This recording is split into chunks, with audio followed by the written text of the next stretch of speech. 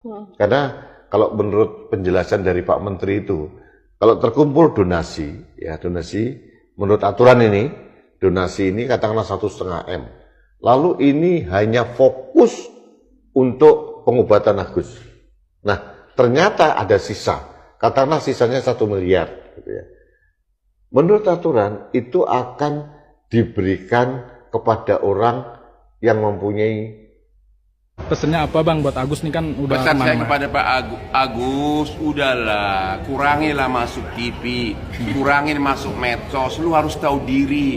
Lu udah dikasih duit di dosen, kok masih kau yang teriak-teriak? Tahu diri dong. Nah, Ucapkan minta maaf sama orang-orang yang protes gara-gara uang donasi kau pakai misalnya untuk keperluan lain. Ucapkan minta maaf, ya. Ucapkan terima kasih. Dan kepada para pengacara janganlah diperluas lagi. Nggak usah lah terus pansos terus agar masuk media. Malah kita lihat aja nggak suka gitu loh, ya. Terakhir pesannya buat Saya sudah tahu saya kaya. Ya. Saya anak 9 naga di 9 komodo nggak ada 9 komodo? Ya kalau nggak ada 98 dah nggak apa-apa. Soal Agus gue udah bantu, gue kasih tahu lu orang ya untuk pengobatan. Kemarin gue udah bicara sama kepala 9 naga di situ ya. Sudah 2 rumah sakit ternama Indonesia siap memberikan pengobatan gratis apapun itu sampai Agus sembuh ya. Pokoknya kita semangat, Agus nggak sendirian Gus, tenang Gus. Ekonomi keuangan nggak ada masalah kok, ya kan? Makin banyak membantu. Yang benar kok. Walaupun Denny Sumargo ataupun si Novi ngejelek-jelekin Agus, nggak ada, makin banyak yang bantu. Benar. Gua ke rumahnya, foto dindingnya langsung berubah catnya hari ini. Foto kasurnya ada yang ngirim kasur. Lebih besar diganti lagi, nggak ada masalah kok. Banyak yang sayang sama Agus. Kembali lagi bersama saya di seputar artis.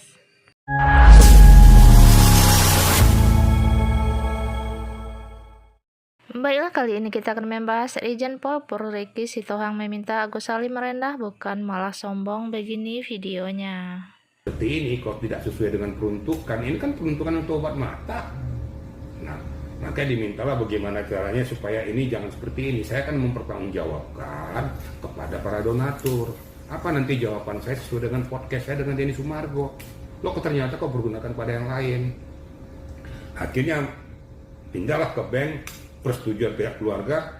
Nah, ini kembali konstruksi hukum. Tidak mungkin ada pemaksaan kalau seandainya dengan tidak rela dia memindahkan itu ke rekeningnya Novi, rekening yayasannya. Nah, ternyata ditelusuri lagi ada 300 juta di Herni, 50 juta juga akhirnya diakumulasi, dikembalikanlah. Sudahlah, Bu Novi selesaikan aja biar atas nama yayasan aja untuk mengobati Agus. Dan itu fasilitator juga termasuk orang tuanya, keluarganya. Udah serahkan aja kepada yayasan. Ada semuanya, ada rekamannya, ada semua. Ada rekamannya, saya dengar semua kok. Jadi nggak bisa terbantahkan ya. Jadi kalau ada yang menganulir itu ada rekamannya. Nah, setelah itu masuklah semua ke yayasan itu. Nah, adanya ikatan perjanjian, oke, kamu berobat dengan ini. Semula si Agus oke. Nah, nggak mungkin ada penandatangan di perbankan, di bank tanpa daripada pihak yang menyerahkan. Itu kan sah secara hukum. Di mana unsur pemaksaannya? Kalau dia tidak terima atau dipaksa untuk menyerahkan uang itu, ya nggak mungkin dong bisa terjadi peristiwa itu. Kalau dia nggak mau masukkan, gimana? Nggak akan terjadi. Palingnya peristiwanya ya peristiwa gugat menggugat ataupun peristiwa pelaporan penyalahgunaan daripada peruntukan uang. Baik itu terjadi. Yang nyatanya berpindah kok. Nah, unsur paksanya di mana? Unsur pemerasannya di mana? Ini yang perlu kita telusuri. Makanya saya katakan tadi, ayolah sama-sama kita menggawangi dengan baik, dengan jernih. Konstruksi hukum kita luruskan. Jadi jangan setelah mendengar, jangan Novi terus menjadi beban bagi dia. Gua nggak percaya sama lu, Gus. Gua nggak percaya deh, Gus. Mamski, Emma Waroka lagi melihat mukamu ya, Gus. Kok mukamu nggak bisa membuat aku percaya sama kamu ya? Logika ya, nggak bisa. Nggak masuk, sorry. tidak Pak gitu. Aduh mukamu. Aduh mukamu, Gus. Oh my God. Aku nggak percaya. Aku nggak percaya nih sama Agus ini nih, maaf ya. Gua nggak bela dia nih. Gua nggak bela dia, nggak bela gua. Ini loh yang Agus buntung, nggak bela gua. Gue nggak bela dia deh. Aku pantau ya Gus ya. Agus Buntung, kau kupantau ya. Aku lebih percaya perempuan-perempuan itu ada 6-7 orang dibanding kau. Dan dari bahasa matamu begini, dari mukamu ini, gue kayaknya sekarang ini melihat kau, nggak bisa kau kupercaya. Kan kalau memang ada anak dari awal dia sudah nganuin saya Pak. Tapi kan kenapa pas ketika ada kasus saya ini semuanya langsung dicari-cari. Memang begitu, Gus, emang begitu Agus Lombok. Gak ada orang yang udah dapat hal yang memalukan itu langsung lapor, gak ada. Mamski bawain acara fenomena 4 tahun. Ngobrolnya sama psikolog, sama terapis untuk nah, korban-korban. Itu ya, ada 1 orang, kita sampai bikin 3 atau 4 episode khusus untuk korban pelecehan. Tidak bisa melapor, bertahun-tahun, 10 tahun. Begitu ada 1 yang berani, baru yang lainnya ikut. Jadi kau jangan bikin alibi begitu ya. Jangan kau pernah bikin alibi seperti itu. Jangan kau berbuat alibi seperti itu. Kau pikir kenapa baru sekarang lapor? Ya karena malu. Dan itu sudah terbukti di seluruh dunia. Korban yang namanya pelecehan gak bisa langsung lapor langsung. Perlu keberanian luar biasa. Kalau iya Pak Didi udah ketahuan dari kapan tahu. Ya. Lu jangan bikin alasan lu. Lu jangan bikin alasan gue. Apa yang diomong sama yang perempuan Pak? Oh jadi pihak pelapor ini kemudian merasa ada korban lain yang kalau Novi merasa itu melanggar hukum ya gugat perdata. Ya kan? Kalau sama juga si Agus juga bisa menggugat. Agus bisa mengatakan itu hak gua. Apa urusan lu lagi? Nah, ini cuma kan memang secara moral orang yang sudah diberikan bantuan harusnya mempergunakan uang tersebut sesuai tujuannya dan nggak pantas dia teriak-teriak. Harusnya kan berterima kasih dong, ya berterima kasih dong kepada orang yang memberikan bantuan. Bila perlu mohon maaf, ya benar saya udah terima bantuan ini, saya udah pakai karena ada kebutuhan lain. Mohon maaf, terima kasih. Jangan malah nantangin, aduh. Bang, ini tuh uang donasi kan kata abang, katanya kalau diserahkan itu milik Agus atau milik donatur gak sih bang? Ini yang mana sih yang benar? Kalau sudah, ini, kalau gua kasih lu ke lu apa nih? Apa yang mau? Kalau udah gua kasih gimana? Milik lu kan? Milik ya udah. Tapi kan itu yang banyak itu milik donatur katanya. Nah, donasi itu kan pemberian. Donasi itu kan pemberian hak, pemberian uang. Mendonatur karena menyumbangkan. Kalau sudah menyumbangkan berarti sudah beralih hak milik. Itu loh. Nah, ini tuh kan uang donasi digunakan untuk donasi, tapi kan Agus menggunakan haknya untuk lain atau gimana bang? Itu salahnya, tapi uang itu sudah milik dia. Salahnya di situ itu aja, ya. Nah, iya secara hukum itu sudah milik si Agus. Tapi secara penggunaannya memang dia secara moral salah, tapi secara hukum dia pemiliknya. Karena dia pemiliknya, dia bisa pakai untuk apapun.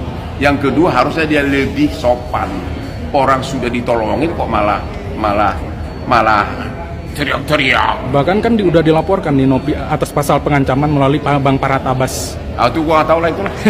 Nah kemarin Nopi dan Densus sudah ke Kemensos bang, gimana sih kalau udah ke Kemensos nih Densus dan Nopi, kalau sudah sampai ke Kemensos menurut abang gimana? Saya kira sudah terlalu meluas kasusnya, ya.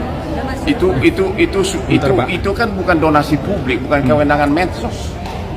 Nah, ya kan? Itu kan bukan donasi publik, bukan dana publik, bukan kewenangan kementerian. Apa urusan kementerian? Itu kan donasi pribadi. Iya katanya kan bang mau menengahi. Saya akan mengadukan Agus ke PPATK. Saya minta untuk diperiksa si Agus rekeningnya, karena pasca rekening 1,5 M ini, saya dengar masih ada lagi uang yang masuk, gitu loh. Uang yang masuk nih, termasuk kemarin pembelian spirit itu kan saya permasalahin, karena itu masuk dalam ranah donasi ini kan.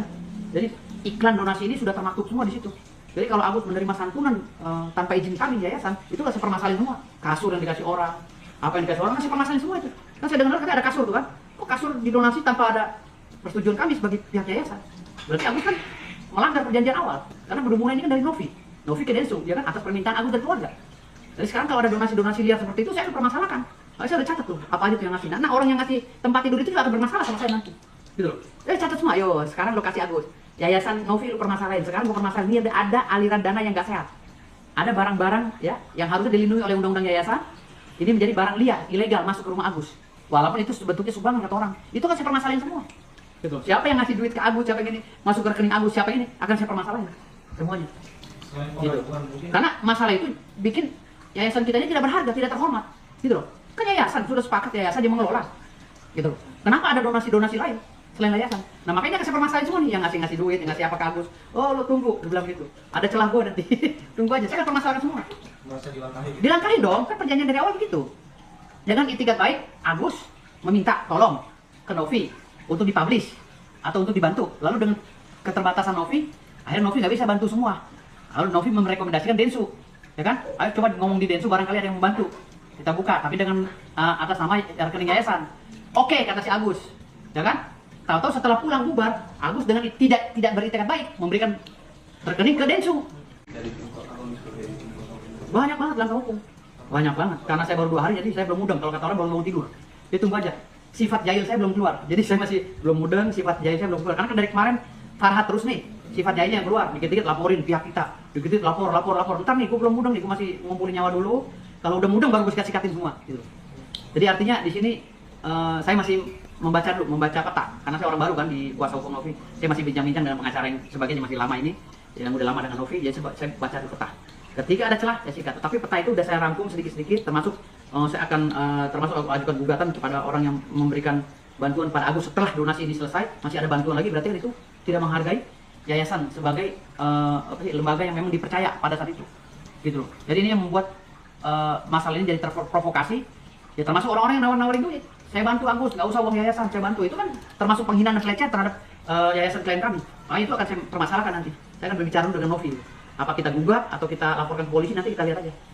Kalau bagi kita ini kan pengacara, nggak ada gentar-gentarnya sama sekali. Kalau saya selama ada surat kuasa, jangankan Alvin Lim, Farhat Abbas dicampur nasi uduk sama tahu, saya lawan semua, gitu loh. Jadi artinya di sini benar kata Farhat Abbas, 1000-2000 panggil. Ya benar, kalau saya nggak pengacara, Farhat Abbas sama Alvin Lim disatuin di nasi uduk, saya makan semua, gitu. Artinya bagi pengacara kalau udah dapat surat kuasa itu nggak ada istilah mundur, gitu. Jadi artinya seperti itu. Baiklah, maka dapat kita simpulkan Irjen Pol Purriki Sitohang memberikan nasihat keras kepada Agus Salim. Jenderal Bintang 2 itu meminta Agus tidak sombong terkait kisruh uang sumbangan dengan Pratiwi Novianti. Saya melihat juga dia teriak-teriak, saya kadang-kadang miris juga, jengkel juga saya, kata Riki dikutip YouTube Intan Investigasi Selasa 3 Desember. Yang kau teriakan apa Gus? Yang bikin masalah ya kamu gitu loh. Kau bikin masalah kau teriak-teriak, emang uangmu, sambungnya. Dalam video tersebut tampak Agus Salim didampingi istrinya Elmi Nurmala mendengarkan dengan seksama nasihat Riki, mengenakan bermotif garis Agus tempat tertunduk. Riki Sitohang berujar dirinya menyesali sikap sombong Agus terkait kisruh donasi. Apalagi Agus terus berteriak-teriak dan meminta uang donasi sebagai haknya. Sudah dibantu malah sombong, itu sangat memalukan, tambahnya. Pernyataan Riki sendiri merujuk pada aksi Agus Salim yang berteriak-teriak meminta donasi sebesar 1,4 miliar pada Selasa 26 November 2024. Hari di mana sedianya dilakukan mediasi antara Agus Salim dengan Pratiwi Novianti di kawasan Kuningan, Jakarta. Mediasi diinisiasi oleh pengacara Krisnamurti namun gagal. Udahlah Gus, kau tuh merendahlah, pasannya. Irjen Pol diketahui Riki Sitohang merupakan seorang purnawirawan Polri yang memiliki pengalaman panjang di berbagai posisi penting di Korps Bayangkara.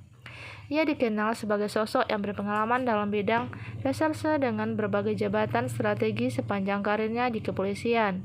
Memulai karir sebagai kanit judi susila di Polres Metro Jakarta Selatan pada tahun 1988. Ia kemudian menjabat sebagai Kapolsek Jagakarsa 1988, Kapolsek Kebayoran Baru 1989, dan Kapolsek Ciputat pada tahun 1990. Sekian saja informasi kita hari ini, saya ucapkan terima kasih.